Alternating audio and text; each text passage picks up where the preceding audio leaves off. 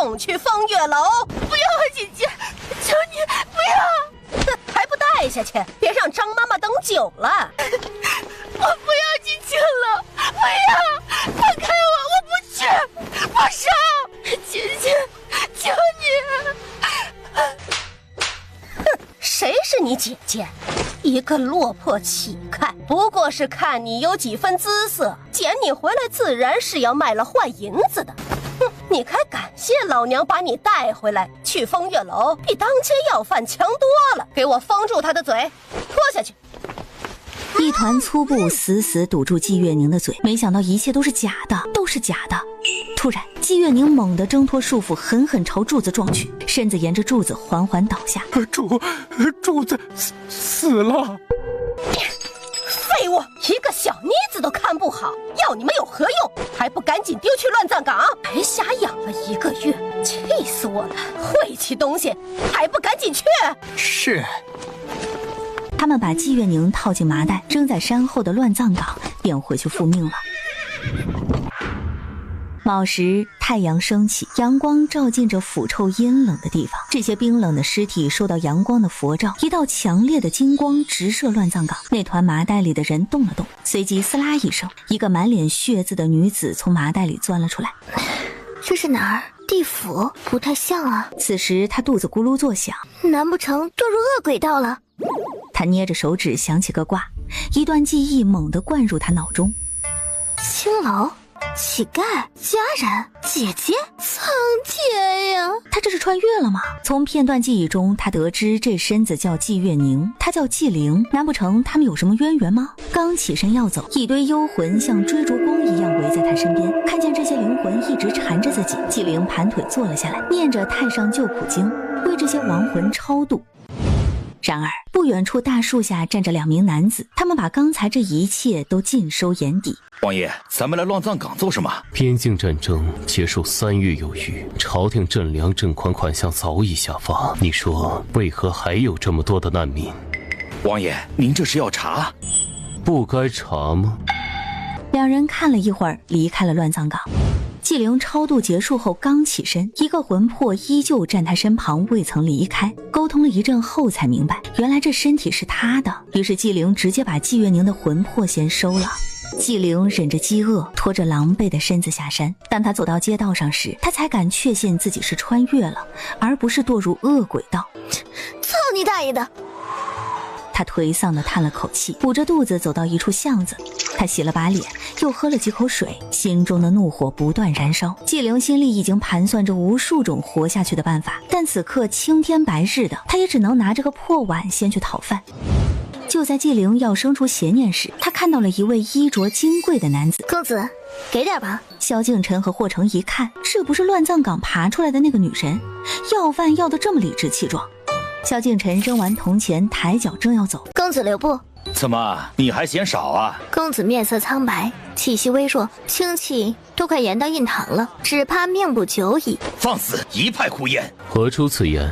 你中蛊已久，拖到如今，只怕不出3月便会心衰而亡。你说我是中蛊，你是如何看出来的？手伸出来，我给你把个脉，看看还有没有救。哼，你要有这本事，你还乞讨？哼，人有3衰6旺，顺逆无常，困厄也在所难免，谁能保证自己一生顺遂无忧？公子遇见便是缘，与你无害，何不信一回？听着季灵的话，萧敬晨有所动容。等等，只是嫌他脏，感受到指尖划过诡异的脉搏。中蛊也有2年，1年半前发病，起初只是气血不足，偶有心悸，如今可是喝药也不管用，胸口还时常伴有刺痛，一运气便会窒息。我当你有什么本事呢？你说的这些和大夫说的心疾无异。不是心疾，是中蛊，我可以治。哦，我凭什么要相信你呢？治不好，我这颗人头是你的。好，有骨气。那你说要如何治？我饿了。来2个包子。掌柜立刻从蒸笼里拿了2个肉包子递过去。说吧。去买一副银针、红线，公鸡的鲜血，一定要公鸡的，肉血也可以，我等会儿解骨要用。他犹疑了片刻，决定信一次。跟上。随后他大步往前走。俩人来到一家客栈，去洗干净了再过来，衣服一会儿有人送进去。厢房内，纪灵泡在浴桶里，她长长的舒了一口气，收拾好自己。进来。得到回应后，他推门进去。公子久等，可以开始了。劳烦把上衣脱了。萧敬晨走到床边，褪去上衣。咬住，别松嘴。萧敬晨看着血腥的红绳，有些抗拒，但还是照做了。端好碗，一会儿接住。随后，纪灵捏着另一头红线，另一只手对着萧敬晨的胸膛剑指画符，嘴里默念着咒语。霍成惊讶地睁大嘴巴，他不可置信地看着这一幕。接住！蚕豆般大的黑虫伴随着一口老血从萧敬晨嘴里一同吐了出来。霍成从腰间掏出一把匕首。慢着，这是子骨，母骨通常在下蛊之人手里，这只死了意味着你死了，母骨会跟着死掉，但你还活着，虫子死了可能会对你不利，不过你要是不在乎的话，随你。那这虫子要怎么样？这些动物的鲜血每日喂养即可。萧敬晨穿好衣服后，多谢姑娘告知。不必。感觉怎么样？胸口还有没有钻心绞痛感？萧敬晨按了按胸口，果然那个令他每日绞痛的感觉没有了。多谢姑娘救命之恩。不必，看病给钱，公子给点吧。他直白的话让萧敬晨僵了片刻。要多少？你觉得值多少就给多少。这里有1万两银票，若是嫌不够的话，可以跟我回少京，金银财宝任你挑。够了，说没别的事，我先告辞了。纪灵起身朝门外走去。等等，在下萧敬晨，不知姑娘如何称呼？纪灵。季姑娘是哪里人？怎么在乱葬岗出来？被人害死，没死透又活了。我还有事，就先告辞了。吃饱喝足后，纪灵重新找了个客栈住下。晚上一个噩梦将他惊醒。这是姬月宁的噩梦。姐姐，救命！最后女娃娃被人捂住口鼻，而口中的那个姐姐躲在树后不曾动一下，于是她把姬月宁放了出来。抱歉，你也看到了，不是我夺舍占用你的身体，而是我自己也不知道怎么来的这个世界。我知道，谢谢你替我活着。乱葬岗超度你，为什么不走？我其实是想看看我还有没有家人，还在不在世。就因为这个？季月宁没回，她颓丧地低下头。你可知自己的生辰八字？季月宁摇了摇头。那今夕是何年何月何日？从季月宁口中，纪灵得知了此刻的时辰，但现在是半夜，不宜卜卦问世。明早再给你卜一卦，看看你父母在哪儿。真的能算到吗？能。太好了！今日起，你住簪子里跟着我，往后只能在我身边活动，以免被人收了去。好，都听姐姐的。随后，季月宁倏的一下进了木簪。第二日清晨，震卦正东，看相意还是个将门世家。父母健在，门楣不小，应当是个将门世家。真的吗？从牌上来看，你应当是被仇人绑架，导致流落在外，并非父母刻意抛弃你。不过我还不清楚大赵国的地质面貌具体在哪儿，我需要买份地图和罗盘才能确定。那姐姐，接下来你有什么打算？可以带我去看看我的家人吗？行，先去看你的家人，往后的日子再做打算。谢谢姐姐，姐姐喝茶。阿宁没用，日后姐姐有用到阿宁的地方，尽管吩咐。两人商量了一会儿，决定即刻启程。逛了几条街，忽然看到一个极为眼熟的人。鬼呀！只见那人吓到腿软。姐姐快跑，他是人贩子！原来你没死！奴仆猛地上前想抓住纪灵，被纪灵一脚踹飞，狠狠撞到墙上。他立刻上去拳打脚踢。你给我等着，你死定了！一道暗器射向那仆人，当场毙命。姐姐快走，风幽城极其混乱，要是被那些人贩子盯上，可就麻烦了。迟了，已经被盯上了，还不如直接解决了，就当是为你报仇。回到客栈后，他将刚刚买的药粉调制成一炷迷香，又画了几道符纸，烧化成灰包在纸上。姐姐，要不算了吧，我自有分寸。良辰已到，动手。纪灵乔装一番后，来到那处宅院，随后翻墙进去。顺着记忆和季月宁的提醒，他找到徐娘的房间，在房间的角落点燃了迷香，无数冤魂聚集涌入那座宅院。今日你们有仇报仇，有怨报怨。姐姐，我也去。你去不去，他都必死无疑。我要亲眼看到他死才放心。我先回客栈等你。好，姐姐放心，我一定会把那女人吓死，绝不让她活着。说完，季月宁倏地飘走了。徐娘的屋内，无数被他残害过的幽魂全都聚集在他屋内。徐娘惊叫一声，直接僵死了过去。纪灵回到客栈后，趴在窗户上看星辰。季月宁回来了，姐姐，我把那老女人吓死了，厉不厉害？厉害。行了，我要打坐养回精神，明日启程去找你爹娘。好嘞。季月宁也在一旁盘腿坐下来。第二日，纪灵去集市买了一匹骏马，经他推算，正东方位天子脚下是昭京城无疑了。王爷还要派人跟着吗？你说呢？啊，王爷还有一事。说。那个徐娘死了，跟着的人说昨晚季姑娘去过。哦，她杀的？根据线人来报。不过她离开的时候，那个徐娘还好好的，是后半夜突发惊厥而死的，经验是过劳而卒。死了就死了吧，风月楼这肮脏地方早就该端了。王爷说的是。纪灵一路沿着地图上的官道走，他终于到了昭京城。昭京城有个将军府，纪灵川有2子2女，幼女在几岁时走丢。这么说，你该叫纪云舒，而不是纪月宁。这名字记忆里是你养父给起的。我和养父相处的时日不长，没几年他就过世了，我也不曾问过名字的由来，只依稀记得遇见他是在一个冬日。好了，这个无足轻重，我们先去将军府看看情况。到了将军府门前，一层黑雾空笼罩着整个将军府上，邪煞之气，一股巨大的能量冲击他整个头部，疼痛欲裂。他身子一软，靠在了墙面。一辆马车停在了将军府门口，望着那2人。姐姐，那里是我娘亲和我哥哥，对不对？对不对？应当是。你别太激动，冷静点。哥哥，娘亲！着急忙慌地往前冲，被一道力量拉了回来。季夫人顺着季时宴的目光看过去，时宴，过去看看。季时宴走到纪灵面前，姑娘，你没事吧？要不要我派人送你去医馆看看？季时宴见他连话都说不出来，见此，季夫人走了过来。快去，夫人。老奴上前搀扶着纪灵，当看到他正脸时，老奴怔了一下。二小姐，是你吗？二小姐。季夫人早已被这生二小姐惊得不知所措。舒儿，是我的舒儿。姐姐快抱抱娘亲，我想抱抱娘亲，你快抱抱她。被这么一晃，晕了过去。季时宴眼疾手快接住晕倒的纪灵，一把将人抱起，往府里快步走去。快去叫绝大夫，快去！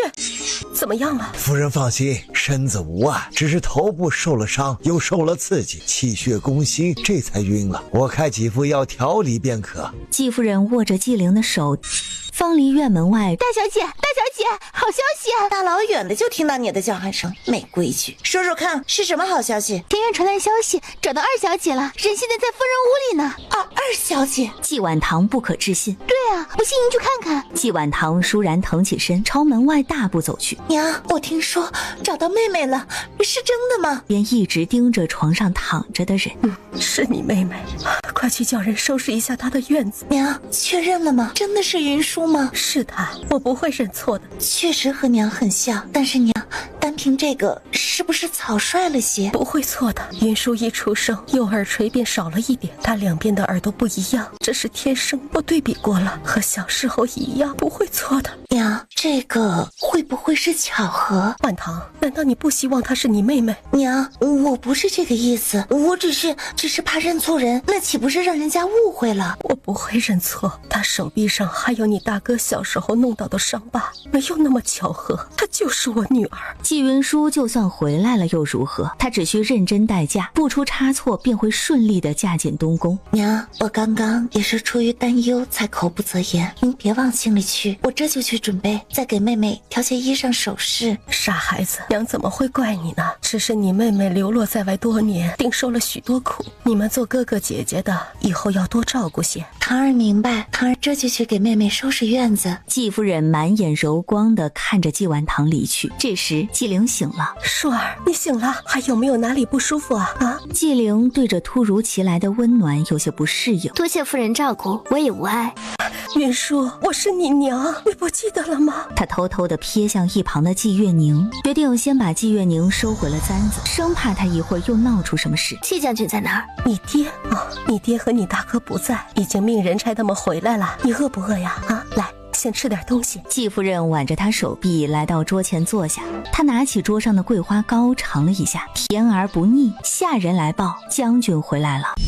纪岭川等人等着，实则个个如坐针毡。当纪夫人挽着纪灵走进大厅时，像，太像了，这简直和他娘年轻时一模一样啊！大哥纪承霄也看呆了，纪时宴已没了激动的心情，纪婉堂面上挂着淡淡的笑，双手却死死攥着。云舒啊，来，这是你爹纪岭川，你大哥纪承霄，二哥纪时宴，还有你姐姐纪婉堂。诸位好，没想到有生之年还能见到你们，很是开心。不过我在赵京待几日便会走。为什么？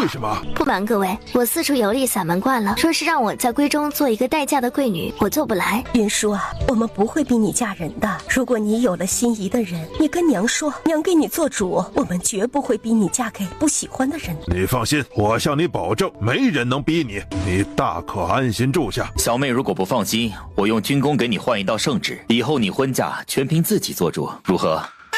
军功换圣旨，看着这家人如此诚恳的模样，我还有一个要求。好，你尽管说，只要我们能做到的，一定答应你。我要在祠堂加个牌位。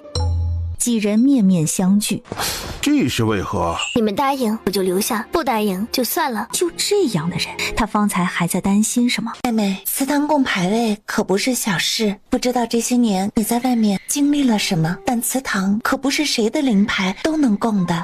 婉堂说的没错，这事儿不能胡来。你是想供谁的牌位啊？我的，可以等我死了再刻上纪云舒3个字，说是有意义，直接刻也无妨。舒儿，这个不能胡闹，活人供牌位不吉利，会折寿的。折不折寿的，这个你们不用担心，我自有我的道理，你们只管答不答应。爹，不过一个无名牌而已，无碍的。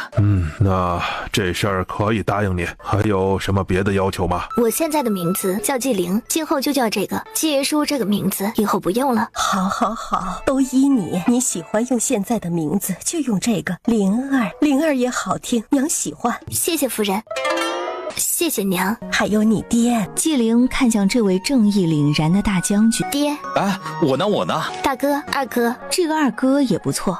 还有你姐姐。纪灵转头对上纪婉堂的目光，终于盼到妹妹回来，这是我最喜欢的一对蓝金蕾丝葫芦耳坠，我珍藏了多年，一直舍不得戴，想着成婚时做陪嫁。如今妹妹回来了，就送给妹妹，希望她伴随妹妹一生，福禄绵绵。既是姐姐的心爱之物，我怎能夺人所爱？姐姐留着自己戴吧。婉堂啊，你留着吧，改日咱们再让灵儿挑些喜欢的也不迟。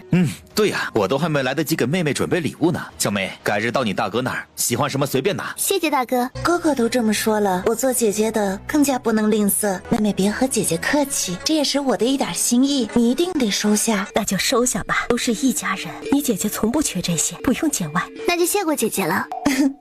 谢什么？小小的心意，还望妹妹不要嫌弃才是。既是姐姐的一番心意，我怎会嫌弃？晚饭过后，纪灵回到自己的院子，回想他上辈子父母给人算了一卦，说他短命，天煞孤星，克亲友。他打开锦盒，凑近闻了闻，这耳坠果真浸泡了药水。方才看纪婉堂的面相，纪灵立刻在掌中重新排起了卦象。假的，所以阿宁那个噩梦是真的。另一边，东西都处理干净了吗？大小姐放心，奴婢都已处理干净，可别留下什么把柄。大小姐放心，当真有也是奴婢的，和大小姐没关系。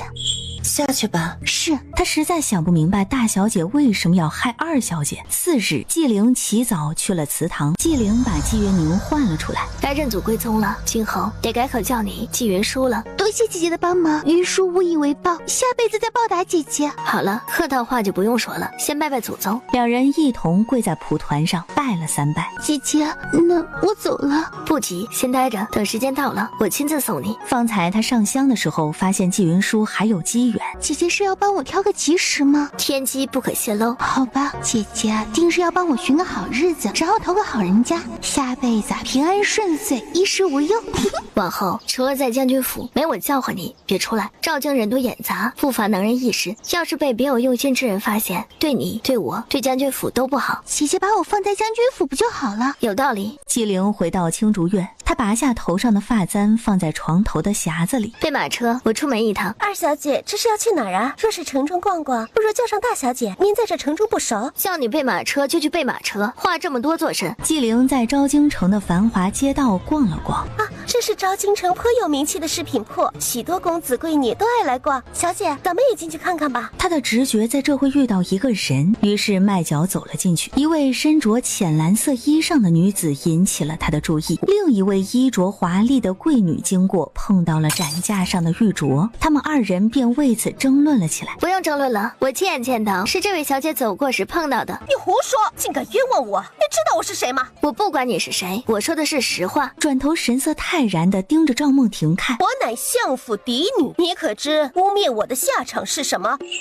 是什么下场？哪来的刁民，竟敢这般同我家小姐说话！婢女抬手便要给纪灵一耳光。没想到堂堂相府如此仗势欺人，普通百姓生来就该被你们欺负。这位姑娘，这事和你没关系。我觉得有关系。她身上有一种莫名的亲近感，让她忍不住想帮她。原来是一伙儿的。我说呢，竟敢帮一个罪臣之女冤枉我，你好大的胆子！去把哥哥叫来，将这人抓走审一审。此话一出，赵梦婷惊慌失措。沈小姐，是我的错，请你网开一面，是我有眼不识泰山，你要抓就抓我，和他没关系。不是你弄掉的，怕他做甚？哎，青兰，好巧啊！纪婉堂听闻这个消息，立刻赶了过来。哎，妹妹，你也在啊？出门逛市，怎么不叫上我？妹妹，她是你那个远房表妹？青兰，这是我亲妹妹纪灵，她刚回昭京，还没来得及给你们介绍。亲妹，你们将军府流落在外的那个？哎呀，别这么说。婉堂，你这个妹妹也太不懂事了，平白无故的冤枉我。看在咱俩的交情上，我也不想给你难堪，你让她给我道个歉，这事儿我就不追究了。啊，冤枉你！疑惑地看向纪灵，沈千兰添油加醋地把刚才发生的事同纪婉堂说了一遍。千兰，怪我，小妹才刚回来，我没陪在身边，都是我的错，我代她向你道歉。这镯子我买了，小妹不懂昭京的规矩，看在我的面子上，你就别计较了。规矩？哼，原来赵家的名门大家闺秀口中的规矩，就是颠倒是非黑白，这做派真是让人大开眼。他终于明白为何觉得这位小姐眼熟了，是眉眼长得像纪岭川。哥哥看到沈玉来给他撑腰，婉堂，你让他给我道个歉，这事儿我就不追究了。该道歉的人不是你吗？好一张娇艳动人的脸，沈玉愣是盯着纪灵看了好一会儿。千兰，发生了何事？哥哥，他诬陷我，那镯子明明不是我打碎的，他非冤枉我说是我弄掉的。沈大人，都是误会，小妹不懂事，镯子我买了，我替她道歉。小妹，我的事儿何时轮到你来做主？哥哥，他为了这个女人诬陷我，况且这个女人还是赵家的罪臣之女，谁知道是不是有什么见不得人的勾当？哥哥，你一定要好好查一查。身边的丫鬟碧落收到纪婉堂的暗示，二小姐，定是您看错了，奴婢一直在您身旁，从未见到是沈小姐弄掉的，您给沈小姐赔个不是，想必沈大人宽宏大量，不会同您。轮到你来教我做人。他早上出门就看着婢女不顺眼了，突如其来的一巴掌让众人瞠目结舌。住手！家奴劝说几句实话就当场挨打，你未免也太蛮横无理了。哦，实话，沈大人是吧？不知道沈大人官居何职，就是凭的哪一点觉得他说的是实话，还是沈大人仅凭令妹的几句话就断定他说的是实话？提到骄横，比起令妹，我纪灵自愧不如。你说得好。拍掌声随着话音从众人身后传来。瑞王，萧敬晨，他怎么在这？这才多久，腿怎么又断了？谁教你用手打人的？来，用这个。纪灵没接。你的腿。一点外伤，我纪姑娘别担心。这人真是自恋到了极致，谁担心他？你想多了，我只是疑惑你什么命格，为什么这么倒霉？不过刚刚这些人叫他瑞王，这女人比他预想的更有趣。本王从小一波三折，这不旧伤未愈又添新伤，要不你来帮本王看看？现在没空。纪灵不想和这人扯上关系。哥哥，瑞王何意？我倒是想要问问沈千金何意啊？是仗着自己有一个左都御史的哥哥，还是仗着自己是相府的千金，可以无视我大昭国的律例，随意欺负百姓？谁给你的特权呢？还有方才沈大人说的话，可有依据？瑞王误会了，女孩子间这点小事，道个歉就过去了。沈大人都发话了，沈千金还不赶紧跟人道歉？千兰，怎么回事？说实话。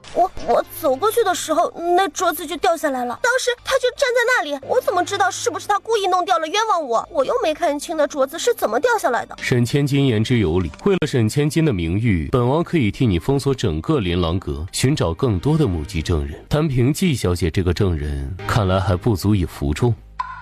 等等，千兰，既然人家看到是你弄掉的，你就该大大方方承认，咱们相府不是连个镯子都买不起，不能让人看了笑话，赶紧跟人道歉。哥哥，我千兰不能任性，赶紧道歉。抱歉，是跟他道歉，不是我。抱歉，两位小姐，今日之事是我处理不妥，望两位海涵。纪灵认真看着沈玉，倒是长得英俊。看在沈大人通情达理的份上，我送你一句话：3日内出门，远离水边，可避免祸事。闻言，沈千兰心里暴怒，这女人是在咒她哥哥吗？多谢姑娘好意。行了，都算了吧，麻烦都已经解决了。想要请季姑娘吃一顿饭，感谢上次的救命之恩，可否赏脸？说了今日没空。季姑娘还有什么事？家里的一条狗患了癫犬病，我得回去治一治，免得胡乱咬人。正欲离开的季婉堂和婢女听到此话，有被内涵到。纪灵说完，转身已不见赵梦婷的踪影，只好打道回府。萧敬晨望着纪灵匆忙离去的背影，看来他是真有事。出了琳琅阁后，那个姑娘和将军府什么关系啊？婉堂说是将军府流落在外的那个女儿，前些日子刚找回来的，难怪一股乡野村妇行为，真是没教养。季将军那个小女儿，哥哥，你不会因为她有几分姿色就胳膊肘往外拐吧？你哥是这种人吗？还有，往后遇到这种事可不能再这般鲁莽，一点小钱赔了就赔了，莫要让人唠上闲话。哎呀，哥，我知道了。纪灵回到将军府，自己去领罚。二小姐，奴婢犯了什么错？不知道自己错在哪儿，就去跪到知道为止。二小姐，我滚！碧落立刻停住脚步。呸！一个粗鄙野蛮的女人，要不是大小姐让她过来盯着，她才不愿意来。季夫人派人过来传话，今晚一起到膳堂用膳。抱歉，我来晚了。不晚，娘也刚到，看看有没有你爱吃的菜呀。灵儿啊，你和瑞王认识？有过一面之缘。一面之缘？不久前在丰幽城认识的。丰幽城？那不是瑞王2月前奉命去调查朝廷正款一案的地方吗？你在那儿与他认识的？怎么认识的？在丰幽城时无意间救了他一命。季时宴不觉得事情有这么简单。妹妹这些年都在哪里生活？四处漂泊，居无定所，直到巧合救下萧敬晨后，他给了我一笔银子，我想拿着银子找个安稳的地方落脚，便来了赵京。那在丰幽城可还发生了什么？我到丰幽城后不久，被人贩子骗了去，他们要把我卖到风月楼，我不肯，一头撞死了。然后他们把我扔到了乱葬岗，我没死透，又活了。后来便遇到了萧敬晨，他受了伤，也快死了，无意间就帮了一把。当时我并不知道他是端王，再后来又被那些人贩子盯上了，我奋力抵抗，把对方弄死，害怕再次被别的贩子盯上，便来了赵京。没想到他经历了这么多波折，难怪我听闻瑞王把一个青楼给端了，没想到不但逼良为娼，还贩卖人口。那既然和瑞王没什么其他的交情，那往后还是少些往来。为何？瑞王这个人的性格阴晴不定，不好打交道，在朝堂上更是肆意妄为，想弹劾谁就弹劾谁，而且他曾多次弹劾太子，你姐姐现在又和太子定了亲，所以你可不要掺和到其中去了。纪灵乖巧的点点头。妹妹，听说你一回来就罚了碧落，她现在还跪着呢，是哪里做的不好惹你生气了？姐姐若是心疼，就让她去伺候你，我不需要这种时刻背刺我的奴婢。哎呀，好了，这点小事儿你们莫要计较。灵儿啊，你若不喜欢，娘重新挑一个机灵的，好不好啊？娘，我可以自己挑一个合眼缘的吗？当然可以啊，我想要个会武功的。没问题，选一个贴身伺候的，再选一个能保护你的。我要一个就行。就要2个。程潇啊，一会儿把府里武功最好的几个婢女叫过来，给你妹挑一个。啊，好的。最后纪灵挑了2名婢女，一个叫兰音，一个叫阿燕，是贴身婢女，时刻跟着她。主仆3人回了青竹院。二小姐有何吩咐？我当年是在哪里走丢的？小姐，这事儿我们你们尽管把知道的、听到的说出来便可。许多事我已经记不清了，你们记得哪些，也可以同我说道说道。兰音和阿燕对视一眼。小姐当年是在天卑寺走丢的，听闻当时夫人在殿上上香祈福，刘嬷嬷带着您和大小姐在外等候，您和大小姐关系极好，2人在寺内玩起捉迷藏，找了许久都没找到。当时大家以为您调皮躲哪里去了，而后找了1日都没找到，才派人寻你，后面便是失踪的消息。原来竟是如此。那刘嬷嬷呢？找了您1天1夜没找着，刘嬷嬷便自强谢罪了。对了，今日那姑娘，我听相府千金叫她罪臣之女，她是谁？你们可有听说？小姐，这个我知道，那是前伯爵府的赵小姐赵梦婷。此事过去10多年了，赵高明曾因贪官污吏被抄家，本该全家流放，但赵家与太后有恩，陛下网开一面，只革职抄了家，准许他们留在了昭京城。好了，没事了，你们先出去吧。兰英和阿燕退出了屋子，关上了门。纪灵把纪云舒叫了出来：“姐姐，你找我？方才我和阿燕他们的话，你可都听到？”纪云舒点点头。这么说，你经常做的那个噩梦是真的？你当年见到的最后一面正是纪婉堂，而他明明看到你被绑架，却无动于衷，且他从未和你爹娘提起这事儿。姐姐，你可是发现了什么？还不确定，我还没证据。证据？什么证据啊？我怀疑纪婉堂不是你爹娘亲生的，而我今天碰到的那位小姐极有可能才是亲生的。您是说我真正的亲姐从小被人调包了，府里的这个是假的，所以她才要害我？纪婉堂和你爹娘没有哪里长得像，倒是那位赵小姐，我看她倒是有几分像，不过单凭我的判断证明不了什么。姐姐，那我们该怎么办？就这么让他鸠占鹊巢？不行，我不同意。先不急，等我查清楚，再同你爹娘他们说。空口无凭是不会有人信的。姐姐，那我能做点什么？要不我每天去他院里看看他整日都干点什么。鬼点子倒是挺多的你，不过他从小在将军府长大，早已经站稳脚跟。刘嬷嬷要死了，府里应当没有几人知道他的身世，你去也是徒劳。那怎么办？不行，我明晚去吓一吓他，等他疯了，指不定自己吐出来了。不可，还不是时候。现在对你爹娘来说，你还活着，到时候纪婉堂反过来控诉我每晚装神弄鬼吓唬他，到时被赶出门的人是我，而不是他。不过你的话倒是提醒了我，我可以请他入梦探究一二。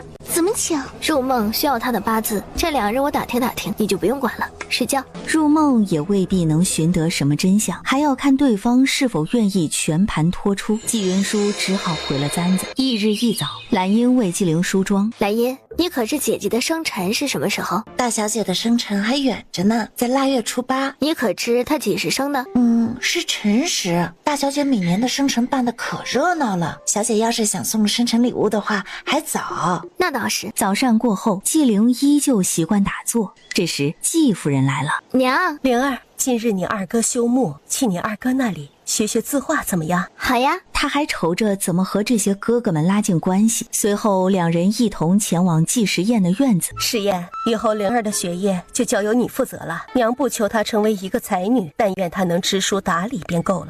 娘放心，我会尽力教好小妹。灵儿，跟你二哥好好学啊。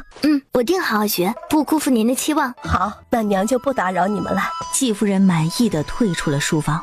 坐。纪灵瞧着他这个二哥，肤白凝脂，眉若春山。你识字吗？纪灵看着书上的内容，这不是千字文吗？看来这世界的知识相通相融。先教你识字，一字一句跟着我念。我认得字，不用教这个。认得。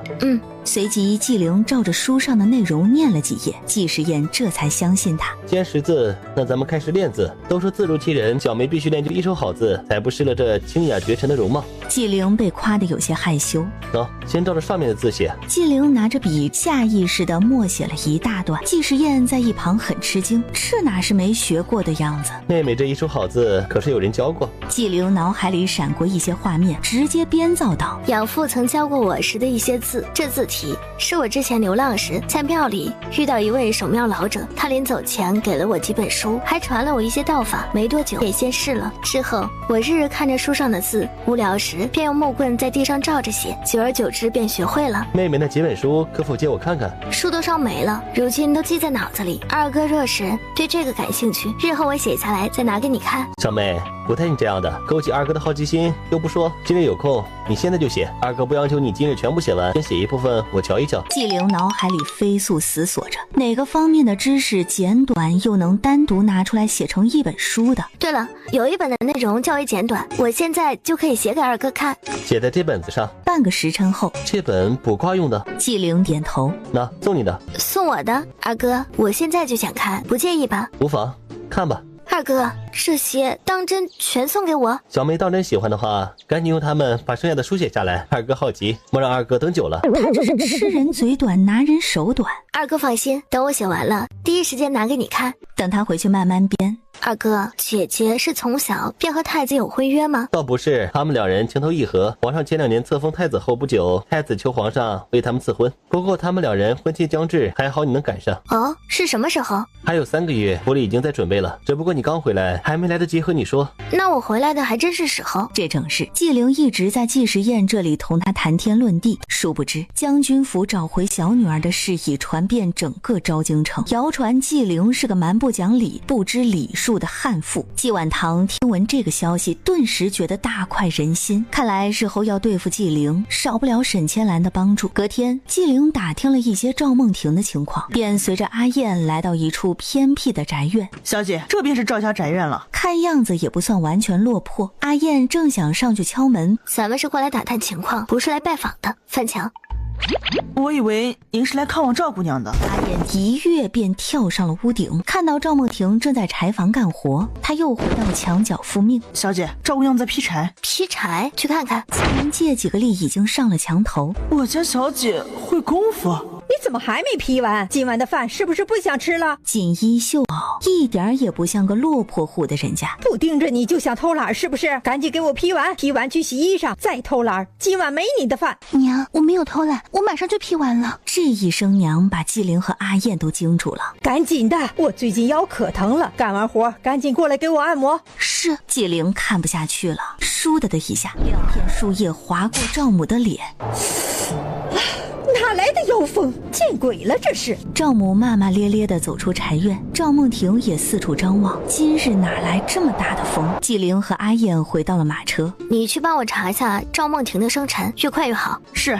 马车内，纪灵一直打量着阿燕。小姐，有事儿？你轻功挺好的，改天教我。没问题，奴婢定会尽心教会小姐。我说过，你不用这么拘谨。之前那个碧落是别人派来监视我的，你是我亲自挑的，我信得过。谁？小姐，您是说将军府有奸细？奴婢替您去查一查。不必了，是纪婉堂的人，这事儿回府再与你们说。大小姐，待会儿到府上再同你和莱茵一起说。阿燕点了点头。瑞王府，萧敬晨大腿被砍了一刀，幸好及时挡着。王爷，再过3日拆下纱布后，您就可以正常走路了。这几日委屈您先坐轮椅。萧敬晨淡淡的嗯了一声，随即挥手让李太医退下。王爷，近2日外面都在传纪小姐的为人，似乎有人刻意针对她。查了吗？还没。去查，顺道派人过去传话，明日醉香楼见。上次说没空，这次再说没空，就别怪他不守君子之道。属下这就去办。来人，小的在。王爷有何吩咐？去库房。是。小厮将萧敬晨推到库房，他拿起一串天然珍珠项链，俗；抓起一个金镶玉镯，丑。不知道纪灵喜欢什么，作为救命恩人，送礼不能随意。纪灵回到将军府后，小姐喝口茶解解渴。小姐，瑞王府差人来报，要您明日未时醉香楼一聚。瑞王？来人是这么说的，请小姐务必赴约。萧敬晨找他作甚？莱茵，如果想知道一个人是不是亲生，有什么办法可以确认？小姐，您问这个作甚？阿燕，进来。小姐有何吩咐？你俩坐下，我有件重要的事，先同你们通通气，切不可对外声张。阿燕和兰茵2人相视一眼，纪灵长话短说，简明要害，同2人说了纪婉堂和赵梦婷的身份。二小姐，您说的这些可有依据？我知道这些话很难让人相信，但是有一点，我可以很明确地告诉你们，纪婉堂绝非良善之辈。那天他送我的耳坠便抹了毒，这事儿阿燕你去查，是他干的，还是背后有人指使的？抹毒？小姐，你可有事啊？无碍，我懂一些药理，闻出来便没动，如今还放在那匣子里。小姐，我信你，这事儿我替你好好查一查。纪灵欣慰的点点头。小姐，方才您问有什么办法确认一个人是不是亲生的，您是想确认大小姐的身份吗？对，通常验亲都是滴血验亲最为常见，可小姐您想验血的话，需要取到大小姐和夫人或者将军的血才行。方法可靠吗？小姐放心，滴血验亲是最可靠的，皇室也是这么验的。需准备1碗水，再加入特定的药粉，然后滴入2人的血，看是否相容即可辨认。药粉是否可以买到？药粉包在我身上，我知道哪里可以买得到。我想越快确认越好。药粉我这就可以去买，只是小姐取血不易。娘那里我有办法，但季婉堂那里要费点功夫。我还想取赵姑娘的血一起辨认，只是短时间内要3人的血有点难。3人同时思考着对策。小姐，夫人那里你有办法能取到的话，我晚上可以取赵小姐的。至于大小姐的，小姐，大小姐那里可以不取，您就滴自己的血一起验。若是你们3人是相容，那大小姐就肯定不是亲生的。我未曾听闻夫人当年怀的是双生胎，况且2人并不像。那就这么办，来音，一会儿你去通传一下，就是今晚我亲自下厨，让娘来我这边用晚膳，我会想办法弄到娘的。阿燕，你务必要取到赵姑娘的。小姐放心，包我身上。他跟厨房里忙前忙后，忙活了1个时辰，终于将这些菜全部弄好。季夫人也如约而至。娘，灵儿有心了，我听下人说是你亲自下的厨。我姓学的，不知道合不合娘的胃口。娘先尝尝我煲的汤。娘，这个是阿胶鸽子汤，我放了一下百合、莲子，养心润肺，美容养颜，您尝尝看。季夫人端起碗勺了一口汤汁，好喝。这是什么菜啊？娘，这是我做的毛桃鸡，香酥里嫩，您快尝一块，看看合不合口味。好吃，快你也尝尝。真的？真的，味道不错。改天让厨房按照你的方法也做一道，给你爹尝尝看。只有他有口福，能吃到女儿亲手做的。娘俩欢欢喜喜地吃了这顿晚饭。季灵拿起一旁装好清水的茶杯，娘漱漱口。茶杯在季夫人手中裂开，直接划破她的手指。娘，你没事吧？快去拿纱布。没事没事，一点小伤。灵儿院里的东西，她得叫人检查，全部换上新的才行。娘，我给您包扎，都怪灵儿笨拙，您疼不疼？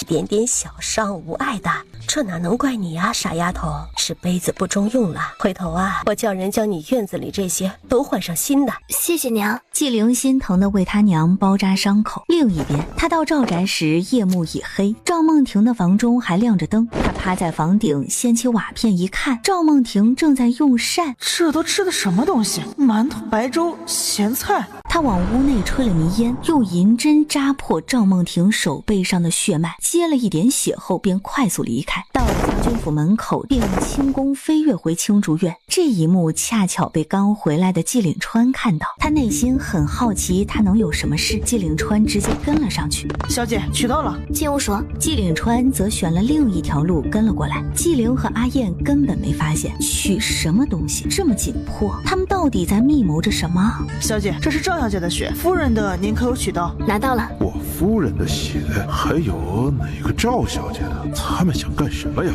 他直接跃上房顶，掀开房顶瓦片，这下看得一清二楚。小姐，水来了。3人围在桌边。小姐，先验谁的？先验我的吧。2滴血在水中慢慢拉近，最后融在一起。哎呀，这孩子居然怀疑自己的身份，在这偷偷验血呢！这个傻孩子呀，跟他娘一个模子刻出来的，这还怀疑自己，是不是我最近太忙了，没顾及到他？不对呀，刚刚他们还提到什么赵姑娘的血，这事儿恐怕不是我想的那么简单。这是赵姑娘的，小姐亲自来吧。我去的时候，她正在吃馒头咸菜。倘若她才是夫人所生的大小姐，那真的是太可怜了。你说什么？小姐，是与不是，现在验一验不就知道了。几人的对话如惊雷般直接轰炸季岭川的脑子，差点滑下去。当瓶子里那滴血滴入碗中时，时间仿佛凝固了，最后完完全全的融到一起。我要确保这种验法没问题。阿燕，你滴你的血进去看看。好。蓝英为了证明燕亲的可靠性，她也咬破手指滴了进去，她的血也是单独浮在一旁。此刻真相早已不言而喻。此事不要对外声张，先查一查赵家和季婉堂。是，小姐，不同将军和夫人禀报吗？季婉堂从小在将军府养大，还是夫人亲自带的，就连他们都不知道孩子被调包的事。就算知道真相，他也是舍不得送走的，只是苦了外头那位真的。蓝英惆怅地看向季灵，小姐，你有何打算？季岭川听到这还有什么不明白的，悄咪咪地退下。地下的3人丝毫没察觉他们想遮掩的秘密已经被偷听了去。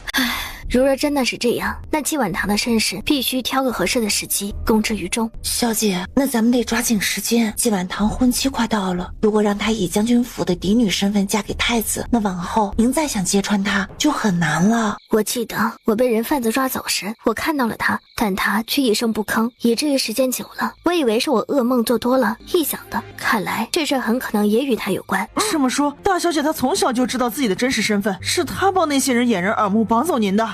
事实摆在眼前，都不是大小姐了。平日看着端庄娴雅，没想到才几岁就这么恶毒了，占用大小姐的身份不说，还害得小姐流离失所多年。她真能装。从明日起，来烟府里的事儿你多盯着点，尤其是季婉堂那边。阿燕，你查一查赵家的钱财，这些年都从哪里来的？最主要的是，季婉堂这么多年有没有私下给赵家银两或者其他的往来？是。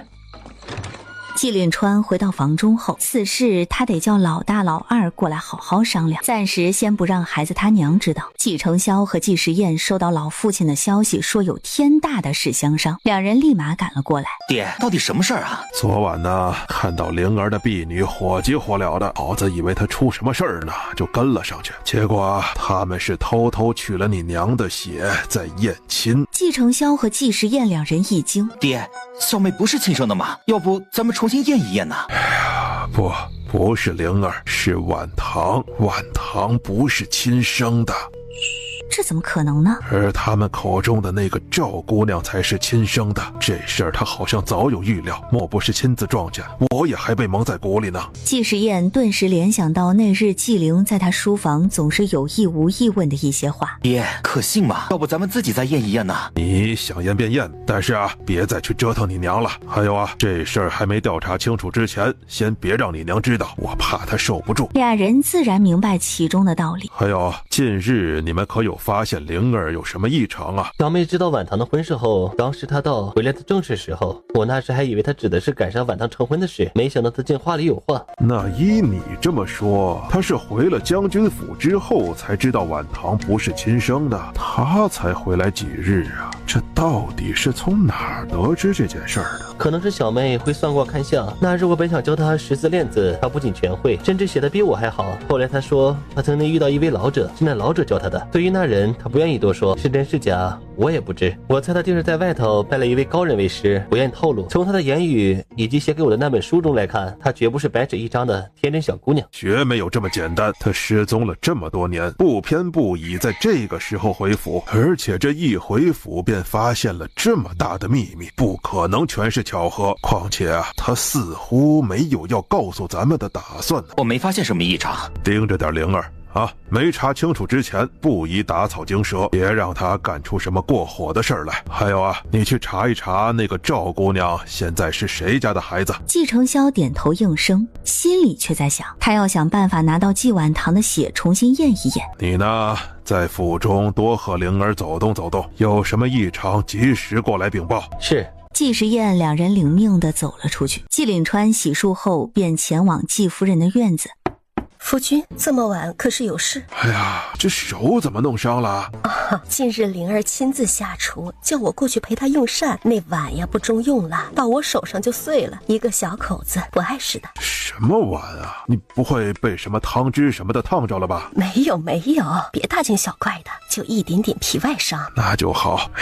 灵儿这孩子也真是的，想偷偷验怎么不来取他的血，再不济取他两个哥哥的又不是不行，非得挑他娘的。夫君就为这事儿跑过来？夫人没事就好，那我们歇息吧。你要留宿？原因是季凛川太能折腾了，二人决定不生了，所以才分开睡的。怎么，夫人不欢迎我？我手不方便，况且什么？哎呀，咱们都一把年纪了，就不要学人家新婚夫妇如胶似漆了。时候不早了，你早点回去歇息吧。一把年纪了，老子不过才40，硬朗得很呢。况且夫人还这么貌美，我哪里忍得住啊？咱们都有4个孩子了，别折腾了，我可不想一把年纪了还生孩子。哎呀，那不想生咱就不生嘛，不放里面就行，不会让夫人受罪的。我信你的鬼话，你不走我走。都一把年纪了还能讲这些满口胡诌的鬼话，男人至死都风流。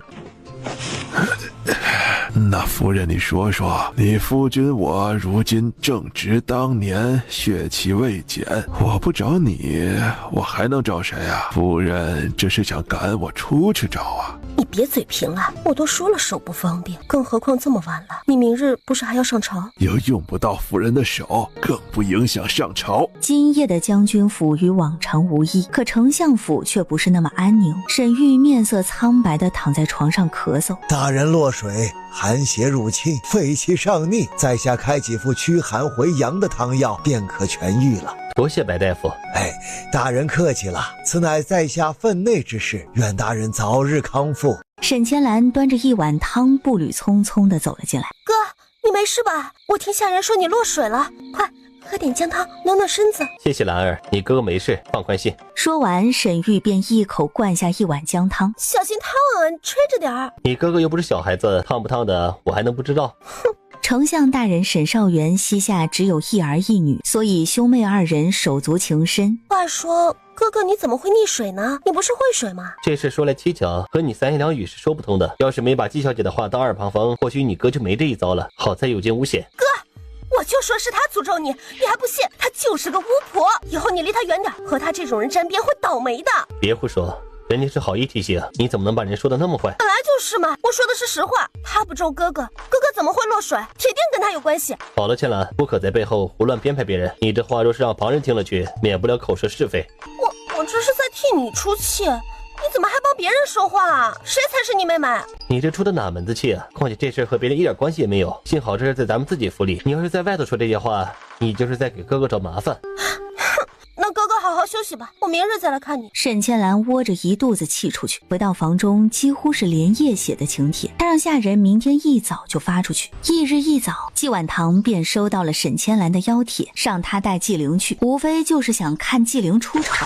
季婉堂到青竹院时，小妹有事。小妹，明日京中的小姐闺女们相约在和风别院一起赏花作乐，她们还没见过你，你和姐姐一起去好不好？小姐，是世家闺女们一起吟诗作画、切磋才艺的活动。纪灵垂眸挑眉会意，没兴趣。季婉堂还想过去劝说几句，奈何纪灵舞剑一点没搭理他，他内心暗骂，真是没半点教养和规矩。季婉堂憋着一肚火回去。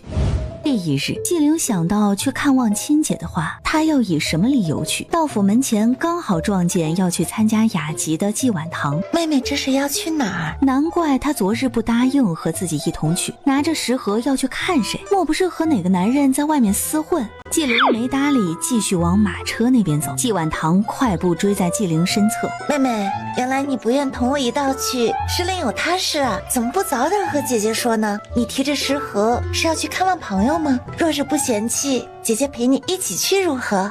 我嫌弃。这冰冷的字让季婉堂脸上瞬间挂不住，他僵在原处看着扬长而去的纪灵。哼，你以为本小姐不嫌弃啊？市井泼妇一个，拿着吃食，绝对是去私会哪个野男人了，装什么清高？要不是想知道你身上那点龌龊事，本小姐才不屑搭理你这种人。哼，别让自己抓到把柄，不然定让你名声狼藉。大小姐，二小姐性格古怪，不近人情，咱们别贴着脸上去找不痛快。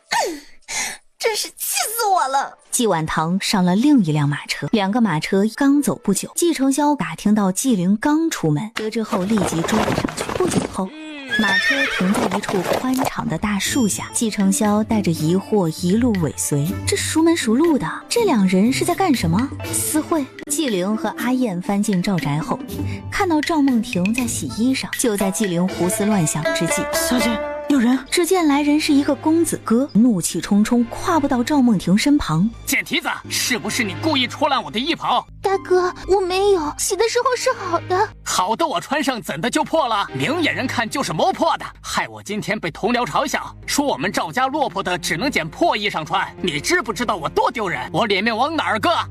干点活都干不好，嫁也嫁不出去，爹娘真是白养你这个赔钱货！再弄烂我的衣裳，下次把你卖了。我下次注意。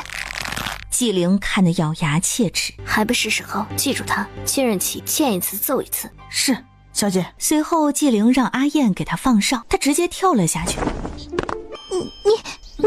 他眼神来回在屋顶和纪灵身上扫视。抱歉，吓到你了。赵梦婷慌张地环顾四周，别怕，阿燕在上面望风，过来坐会儿。赵梦婷带着疑惑，惴惴不安地坐到纪灵身旁。你是哪家小姐？找我有事？前几日才见过，这么快就把我忘了？没忘，那也是多谢姑娘解围，只是还不知道姑娘芳名。我叫纪灵，你可以叫我灵儿或者小妹都可以。原来是纪姑娘，你找我有事？他知道他高攀不起这些人，想同你交个朋友，不介意吧？啊！赵梦婷一脸蒙圈。纪小姐，如果是想让我为你做点什么，大可直说。你误会了，我刚回赵京，没什么朋友。况且我现在名声臭烂大街，怕是交不到朋友了。思来想去，或许只有你愿意同我做朋友了。怎么会？纪姑娘不要妄自菲薄。那你愿意和我做朋友吗？赵梦婷点了点头。见状，纪灵笑得更的开心了。那快尝着看，好不好吃？赵梦婷垂下眼眸，怯生的不敢去接。她小口小口地吃下糕点，不禁眼圈泛红。这是她从小到大吃过的最好吃的东西了。我还有事先走了，改日我再来。你若有事找我，可以直接去将军府说找二小姐就行。好，原来她竟是将军府的二小姐，难怪那日她不畏惧相府的权势，敢替自己出头。季承霄在暗处目睹了全程，这才是她真正的大妹子吗？他的心狠狠地揪了起来。走时刚好看到赵光纪开着房门，他捡起地上的石子，倏的一下弹出。哪里来的落石？他紧张又愤怒地张望，一个影子飞过，赵光纪直接吓晕了过去。与此同时，和风四季院便是被沈千兰包下了。为了能看到纪灵出丑，沈千兰可是邀请了不少人。看到长廊那头缓缓走来的纪婉堂，这死女人不都说好的吗？不来不早说，害自己白白花银子包场，今天的账必须算他头上。千兰，抱歉啊，小妹有其他事来不了，不过不影响咱们小聚。说的轻巧，我可都跟大家说了，今日特邀将军府的二小姐，让大家认识认识，大家可都是奔着这个来的，你却跟我说她来不了，这话儿都放出去了，我的脸面往哪儿搁？千兰，你别生气，我亲自向大家致歉，都是我的错。随即他向那些小姐们招手呐喊，叫她们都聚过来。各位姐妹，今日是我对不住大家，让大家空欢喜一场，我没能劝佳妹前来，日后有机会再介绍给各位姐妹认识认识。唉，说起来都怪我，妹妹在外受了10余年的苦，我却在府中享福了10几年。她看我不顺眼，不想与我亲近，也在情理之中。如今他刚回来，爹娘都疼得紧，我也只能默默受着。那日在琳琅阁，诸位应当有所耳闻，我好心好意劝说，千兰也不是故意的，大家都是姐妹，没必要较真。可他是半点情面都不给我，唉。听到这，原本还在生气的沈千兰动起了歪心思。在外头当着那么多人的面儿，他都敢吆喝你，那你在府中岂不是更憋屈？唉，别说了。季婉堂心里给沈千兰拍手叫好，可太懂她了。怎么说也是女孩子，将来都是要嫁人伺候婆家的，礼仪规矩少不了。季二小姐这性子，婚后的日子怕是很艰难呢。其他人纷纷点头。这就不用操心了。妹妹说她不嫁人啊，也不知道妹妹是不是受过什么伤害。听说她曾经被卖到风月楼。说到这，她忽然拿着帕子按住嘴，众人闻言错愕不已。季婉堂见目的达成，方才不小心口误，其实没有的事，大家都不许当真啊。婉堂，你怎么这么不小心呀？哪怕是真的，你也该烂在肚子里嘛。虽说咱们这儿都是真姐妹，定是不会有人乱说出去的，但若是让旁人听了去，那还了得？今日我做庄，大家可都得把这事儿烂在肚子里，一个字都不许乱说。顾名思义，一定要往外说。是我的错，我只是想到小妹受了那么多的苦，我本该体谅她，处处让着她的，是我没做好，才让她对我不满意的。这时上官雪上前，沈小姐，在下略感身子不适，今日这雅集去世，怕是没法继续参与了，我先失陪，各位玩得开心。上官雪本就不想来，但碍于情面，没想到竟是来听他嚼舌根的。回府的路上，马车正行驶在一条巷子里，车夫躲避不及。此时正在跟踪纪灵的季承霄看到这一幕，他毫不犹豫地跳上车架，抓紧绳子稳住受惊马儿。上官雪对上这张英俊的脸庞，瞬间晃了神。姑娘，你没事吧？没事。小姐，方才有一个孩童突然跑出来，小人为了躲避掉了马头，是小的鲁莽，得亏这位公子搭救。您有没有受伤？无碍，没伤着人吧？没有。多谢公子搭救。说完，他便起身要下车，也想问问是哪家的郎君。但季承霄看到人都没事后，继续追去，跑得这般快，到底是哪家的公子？他脑中有些眼熟。季承霄追了一段路后，发现已经跟不上了，他脑中浮现出刚刚马车上那位姑娘的身影。长得这么水灵，谁家的小姐啊？纪灵离开了赵宅后，直接来了醉香楼。来了。他还以为这女人又要放自己鸽子。瑞王找我何事？季姑娘想要吃点什么，可有什么忌口的？瑞王有话直说。是女神，知道她身份后倒是懂得客气了，随后掏出一个小木盒放在纪灵面前。瑞王何意？特邀一句，是想要感谢季姑娘的救命之恩，这是本王的一点心意，还望季姑娘收下。不必，我没白掷，收银票时就已算清，瑞王不必再挂念此事。本王只是想要同季姑娘交个朋友，不必如此抗拒。朋友？瑞王心中当真这么想？当然，生平所遇，如你这般的奇女子寥寥无几，本王想要同你交个朋友，不是很正常吗？是想交朋友，还是想利用？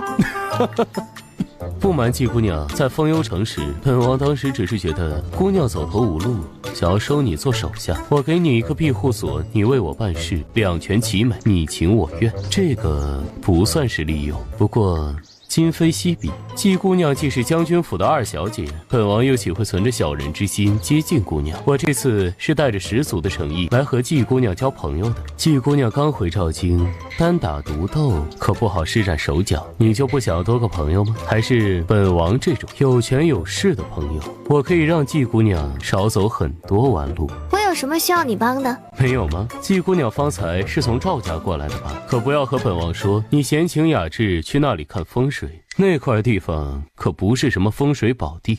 季姑娘想要查什么事，我可以帮你。瑞王说了这么多，总不能是来做好人好事、助人为乐的吧？听闻季姑娘和姐姐季婉堂的关系好像不怎么样，不知道这个消息是不是真的呢？有话直说。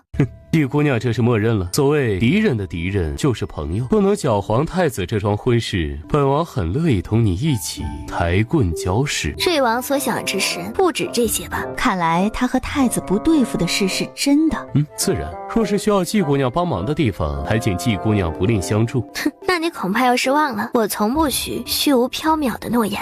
季姑娘还请放心，绝不会让你做出违背自己良心的事，你可以理解为朋友间的合作。是吗？那我就想不通了，我身上还有哪点能让瑞王看得上眼的？没有吗？季姑娘会解蛊又懂医术，若需要之时帮我救人，总不过分吧？救人这种事，就算他们之间没有交易，只要不是仇人，他也是不会拒绝的。季姑娘沉默不答，本王就当你是答应了。随即从袖里拿出一个令牌放在纪灵面前。季姑娘可以拿着这个令牌在醉香楼找于掌柜，你想要知道的一切消息他会帮你，当然你也可以直接问本王，本王定会知无不言。另外，季姑娘如果有需要的话，可以拿这枚令牌来这里调20名影卫，这些人全凭季姑娘差遣。纪灵拿起令牌翻看了2眼，那瑞王的诚意，纪灵就收下了。一股卤肉香味随之飘来。可以吃了吗？无需多礼，往后季姑娘在本王面前都不用拘于这些小节。萧敬腾看纪灵饿得跟豺狼似的。好饿好饿好饿，有点就好饿，好饿好饿好饿，有点就好饿，好饿好饿好饿。终于吃饱饭，瑞王若没有其他事，我就先走了。你可以直接喊我的名字，咱们现在是自己人，不必这么生疏。哦，那你为什么还喊我季姑娘？闻言，萧敬腾笑笑不语。纪灵收起小木盒和令牌，出了雅间，直接回了将军府。回来后，他拿着萧敬腾送的礼物仔细端详，莫不是昆仑紫玉出那只木簪？纪灵姐姐，给你找了个新的住处。哇，好漂亮的石头啊！姐姐哪里弄来的？萧敬腾给的，我瞧到上面有灵气，这玉石应当是在灵气充沛之地孕育出来的，很适合你。萧敬腾，谁呀？送姐姐这么漂亮的东西，莫不是新月姐姐？你脑子里面都装些什么乱七八糟的东西？别瞎说。对，那姐姐可有意中人？没有，别净想这些有的没的。你会看看怎么样？师傅从前都是教他无念无欲，他自然对这些不感兴趣。行吧，那我进去探一探究竟。紫玉中竟别有一番境地，里面冰天雪地，紫气缭绕，但他却丝毫没感觉到冷。姐姐，里面冰冰凉凉的，冒着紫气，在里面待着又舒服又自在，我超级喜欢。那便好，还怕你不适应。另一边，季承霄他拿着季婉堂的血急匆匆地跑去找季岭川，父子二人又重新验了一遍，结果不出所料，去查一查当年赵家被抄家的事儿，越仔细越好。是，父亲。入夜，一封密信钉在季灵房内的柱子上，小心翼翼抽出纸条，季婉堂，舒坦日子过多了，也该到头了。姐姐，你找我？之前你一直想做的事儿，现在可以去做了。真的？姐姐放心，现在就去，我保证完成任务。别玩过火，现在还不是要他命的时候。好嘞。季云舒说完，便迫不及待地穿门出去了。季婉堂敢堂而皇之的造他谣言，真当他是软柿子。季云舒到季婉堂这边时，季婉堂刚熄灯歇息。季婉堂眨了眨眼睛，仔细一看，是季灵。他假意睡着，眼缝却死死盯着季灵看。随即他猛地扯过被子，整个人钻进被子里，浑身发抖。春红在隔壁厢房直接飞奔了过来。大小姐，发生了何事？小姐，是我，你怎么了？他伸出脑袋，蓦地一道虚影从季婉堂的身后窜了出来。家伙，这就吓到了，就这点胆量？季婉堂猛然看过去，一个白透的脑袋漂浮在他旁边身旁。鬼！春红，有鬼！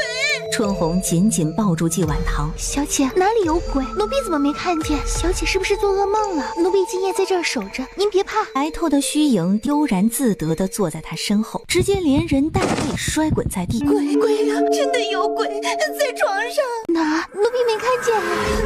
是季灵，他什么时候死的？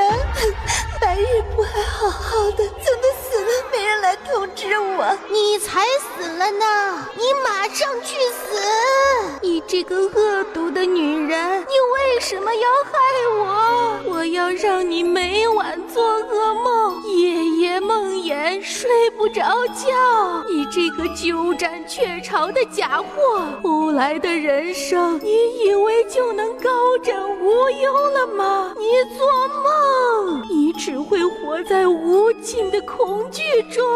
春红一头雾水，二小姐哪里死了？大小姐，二小姐没过世，奴婢昨晚还看到她好好的。您是不是做噩梦没睡好，看花眼了？季婉堂被春红的话点醒，莫不是装神弄鬼来吓唬她？可他抓的是春红的手臂。大小姐，地上凉，我扶你起来。叫人去告诉娘，就说我受惊晕了过去。是。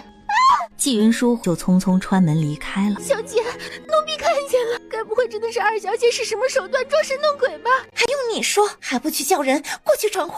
说完，季婉堂便躺晕了过去。季云舒急匆匆回到青竹院。姐姐，那假货要和娘告状，我们该怎么办？莫慌，明天还有你的重头戏，到时候看我眼色行事，赶紧回去养好清气神。一切听姐姐的。季夫人闻讯赶到芳梨院。春红，怎么回事啊？堂儿怎么会受惊晕厥？可有叫府医看过？这是老毛病又犯了吗？回夫人，已经叫人去请大夫了。大小姐她是院里闹了鬼，吓着了。闹什么鬼？夫人，奴婢不敢妄言，你还是等大小姐醒了亲自问问。绝大夫背着药箱匆匆赶来，为季婉堂把过脉后，夫人放心，大小姐只是受了点惊吓，老夫给她下几针，再开几副安神的药，身子无碍。季夫人安心的颔首应下。季婉堂被扎醒。娘，先别动，还没取针呢。这么晚还惊扰到娘，害娘担心，堂儿不孝。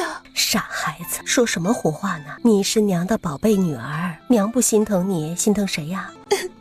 娘最好了，娘是天底下最好的娘亲。季婉堂非常懂得如何获取季夫人和季岭川的怜惜与关爱。绝大夫取针后便退身出去抓药了。怎么会被吓到啊？到底发生了什么事？娘，这个您别怪小妹，是我不好。所以当真是他使手段来捉弄你？娘，都怪堂儿胆子小才被吓到的，我不怪妹妹的。简直胡闹！万一真吓死过去怎么办？开玩笑也得有个度啊，这样下去怎么行啊？你先好好休息，明日娘去说他，让他来给你道个歉。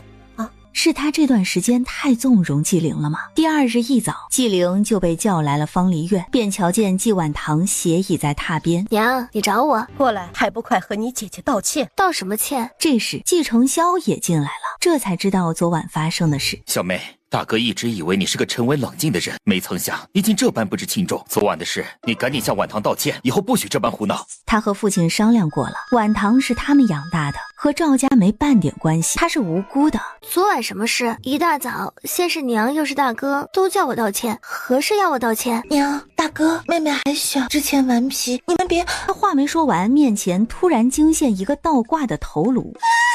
救命啊！季承霄和季夫人慌得不知所措。堂儿，你怎么了？晚堂，怎么回事啊？啊，是哪里不舒服吗？走开，走开，别缠着我。堂儿，哪里有东西缠着你啊？啊，在哪儿啊？晚堂，大哥在这儿，你别怕，是什么东西缠着你？季晚堂见季夫人伸手过来，随即一脚踢开季夫人。娘，你没事吧？季夫人根本顾不得理会季灵。堂儿啊，你这是怎么了？晚堂，你怎么回事？你推娘做甚？我莫不是得了失心疯？该对大夫好好瞧一瞧，免得让人知道未来的太子妃患了失心疯，可比我这个刚回来的二小姐被说成弃女还要丢人。季灵的话如同针刺一般。是你，一定是你，你到底是个什么手段？为什么要害我？啪啪左右两下，你搁这胡说八道污蔑我，居然有脸问我为什么要害你？这话不该我来问你吗？季晚堂被扇在地上，整个人僵住。你胡说，我何时害过你？季夫人和季承霄全然愣住。你和沈千来是如何一唱一和的？在贵女中传我被卖青楼的事儿，你心知肚明。娘，冤枉啊！我没有，堂儿怎么会干这种事儿？这事我为何没听说？小妹，这其中是不是有什么误会？误会？满城皆知的事儿，你却只听到季晚堂污蔑我的哭诉，你可真是个好大哥。季承霄被对得哑口无言。晚堂是他一手带大的，他清楚他的为人。此事定有误会，灵儿，让你大哥去查，你放心，一定给你个交代。是啊，小妹，你放心，大哥会替你查清楚的。还用查？昨日季晚堂亲口当着众多贵女的面说的，随便问一个都成了证人，你们却还能替他狡辩。季承霄顿时觉得两头为难起来。既然大哥和娘认定和季晚堂没关系，那大哥也不必查了，交给官府去查吧，我只信官府的调查结果。三人不可思议。娘，我灵儿啊，咱们都是一家人，有事可以坐下来好好说嘛。一家人还要告到官府去，咱们将军府怕是会被人笑话的。笑话？可我此刻不是被整个赵境的人笑话吗？难道你精心养育的这个人不是一个笑话吗？更让人笑话的是，我以为威名远扬的将军府是个讲理的地方，没想到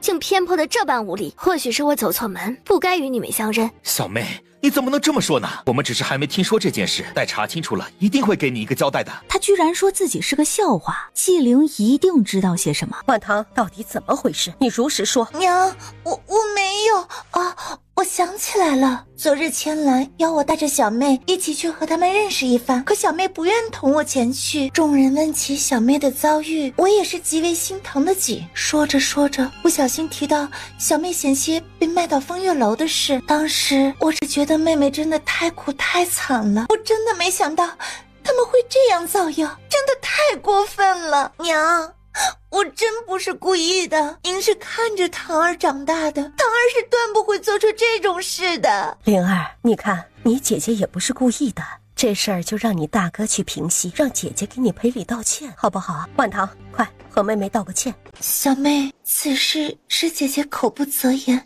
对，道个歉就想抹账？你以为你谁呀？金河玉女吗？老祖点化几句话就能让人飞升吗？我姬灵稀罕你那狗嘴里吐出的道歉？季晚堂脸色如死一般的惨白僵硬。娘，此事不给一个说法，我不会罢休。季灵放下话后，在几人的震惊中大步离去。灵儿，你放心，一定的，娘给你保证。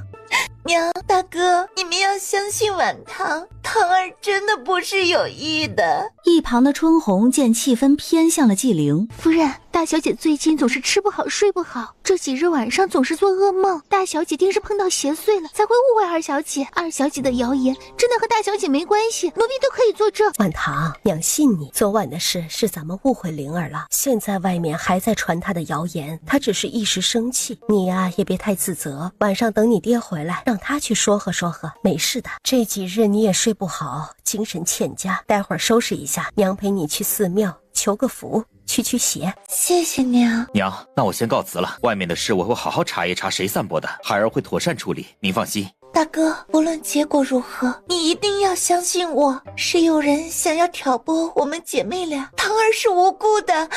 大哥信你，交给大哥处理，你先养好自己的身体。晚唐，希望你不要让大哥失望。出了芳梨院后，小姐，你没事吧？没事。小姐，醉香楼那边来了消息，咱们要不要现在过去看看？走吧。纪灵心中有些烦闷，她正好想出去走一走。俩人到了醉香楼，果然长得美艳动人，难怪能见风月楼那种地方。听说风月楼要人有2大要求，要么漂亮，要么才艺过人。哼，长得又不漂亮又没才艺的，人家可不要。能不漂亮吗？听说将军夫人曾经也是大美人一个。纪灵无视这些声音，直接上了3楼雅间。小姐，奴婢不该叫你来的，是奴婢考虑不周。这几日，小姐还是先避避风头，等风波过了，就无人记得了。为何要避？众口难读，新台明月，没必要自证，更没必要躲着。有些谣言不攻自破，等着吧。于关磊手里拿着一封信。季姑娘，久等了。于掌柜，查到的这些消息可靠不？季姑娘放心。消息无误，只是这背地里的关系较为复杂，在下能查到的就都给姑娘写在信纸上了。您若是有什么疑问啊，随时可以问我。我还有一事想请教于掌柜。季姑娘请讲。我查到季晚堂每2个月便往钱庄存一笔钱，我想知道他这些钱是一直在钱庄存着，还是用于哪里？这些消息不知道于掌柜能不能帮我打听到？这个钱庄是认票不认人，恐怕有点难度。不过若是王爷亲自帮你查的话，应当可以查到的。那劳烦于掌柜给我备个笔墨，我还有些话想带给瑞王。行，在下这就去拿。对了，季姑娘这么早过来，用过早膳没呀？需不需要给您备膳？多谢于掌柜。不一会儿，于关磊便拿来纸笔，纪灵写好后递给他。早膳马上端过来了，季姑娘稍等。主仆2人吃饱后并没有回府，而是在外头闲逛。纪灵侧眸看到铺里正在试肌肤膏的妇人，可这些姐姐都没有。纪灵迈脚进了胭脂铺。哟，这不是将军府的2小姐吗？季2小姐懂美容膏吗？要不要本小姐帮你挑一挑？不劳烦沈小姐。沈千兰嗔着笑走到纪灵身旁。这个呀，是皮肤细嫩之人用的养护膏，对那些粗手可没用的。哎呀，倒是忘了，季2小姐毕竟是烟柳间混迹出来的，想必对这些是了如指掌了。是我瞎操心了。阿燕再也忍不住，上前就要和沈千兰理论起来。纪灵一把拉回。沈小姐的这番言论，我希望到时进衙门时你也能坚持这个说法。你什么意思啊？我记得沈小姐的哥哥是左都御史大人，不如您回去问问你的哥哥，造谣诽谤要承担什么罪责。